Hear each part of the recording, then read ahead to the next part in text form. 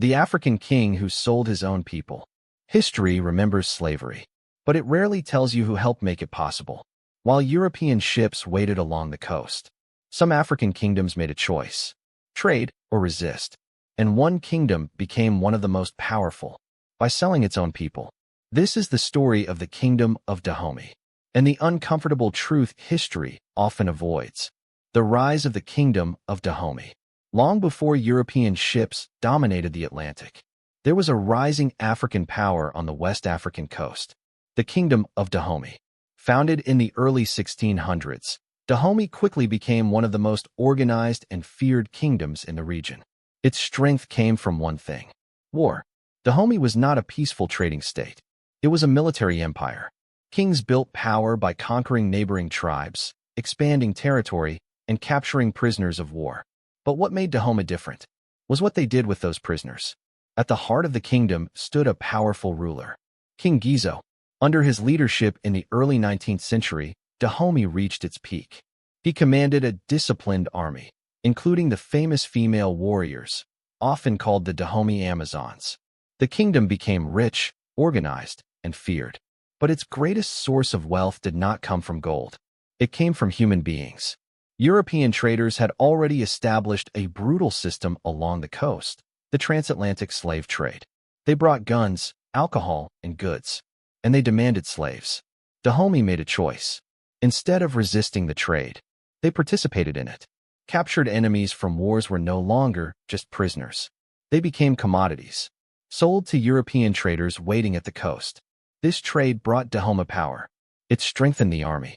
It increased wealth. It expanded influence. But it also created a dangerous dependency. The kingdom's success was now tied to a system built on human suffering. And as demand grew, so did the raids. Villages were attacked. People were captured. Entire communities disappeared. Dahomey was no longer just a kingdom.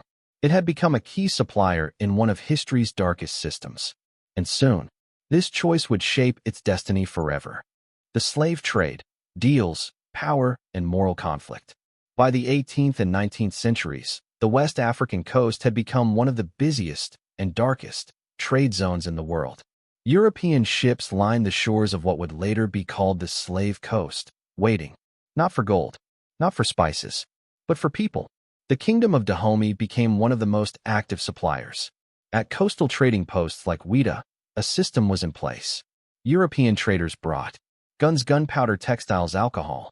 In exchange, Dahomey delivered captives: men, women, children, all taken during raids and wars deep inland. These weren't random acts. They were organized, planned, systematic. Under King Ghezo, the trade intensified. He once reportedly stated that the slave trade was the ruling principle of his kingdom's wealth. And for a time, it worked. Dahomey grew richer, stronger, more feared. But not everyone agreed. Some elders within the kingdom questioned the cost. Communities lived in fear. Neighboring groups saw Dahomey as predators, not allies. And beyond Africa, something was beginning to change. In Europe and America, abolitionist movements were rising. Voices were growing louder against slavery. Pressure began to build. And slowly, the same European powers that once fueled the trade started turning against it. This created a dangerous shift. Dahomey had built its economy on a system that was now under threat. The question was no longer about power. It was about survival. Would they adapt or collapse with the system they depended on? The turning point: British pressure and a kingdom under threat. By the early 1800s, the world was changing. The same European powers that once fueled the slave trade were beginning to turn against it. Leading that shift was the British Empire. After abolishing the slave trade in 1807, Britain began using its naval power to block slave ships along the West African coast. Warships patrolled the Atlantic. Captured vessels were seized. Trade routes were disrupted. For kingdoms like the Kingdom of Dahomey, this was a direct threat. Their economy depended on the trade. Their military strength was funded by it. Their influence was built on it. Now it was collapsing. British officials didn't just enforce blockades, they sent messages: stop the trade, or face consequences. At the center of this crisis stood King Ghezo. He faced a difficult choice: abandon the slave trade, or resist one of the most powerful empires in the world. For a moment, it seemed like change was possible. There were attempts to shift toward palm oil and legitimate trade, but profits were lower, control was weaker, and the transition was slow. So Ghezo returned to what he knew. Raids continued. Captives were sold. The system persisted. But the balance of power had shifted. Dahomey was no longer in control of its destiny. It had become dependent on a trade that the world was now trying to destroy. And as pressure increased, so did the consequences. Because when empires collide, there is always a cost. Resistance, war, and the beginning of Dahomey's decline. As pressure from the British Empire increased, the Kingdom of Dahomey refused to fully surrender its power. For King Ghezo, giving up the slave trade meant weakening the very foundation of his kingdom. So instead of backing down, Dahomey resisted. Raids continued deep into neighboring territories. Captives were still taken. Trade continued, even under growing international pressure. But this resistance came at a cost. Neighboring communities, once vulnerable, began to fight back. Trust disappeared. Alliances collapsed. Dahomey was no longer just feared. It was increasingly isolated. At the same time, European influence in West Africa was expanding. What began as trade was turning into control. Foreign powers were no longer satisfied with coastal access. They wanted territory. They wanted authority. They wanted dominance. After King Ghezo's reign, Dahomey's position weakened further under his successor, King Ghezo. The kingdom struggled to adapt to the new global reality. Its economy was unstable. Its enemies were growing. And European powers were preparing for something bigger. Colonization. By the late 19th century, Dahomey faced a new and more dangerous threat. Not just pressure, but invasion. The era of trade was ending. The era of conquest had begun. And Dahomey would soon face a war it could not win. The fall, French conquest, and the end of Dahomey. By the late 1800s, a new power had entered the race for Africa, the French Empire. Unlike earlier traders, the French did not come just to exchange goods.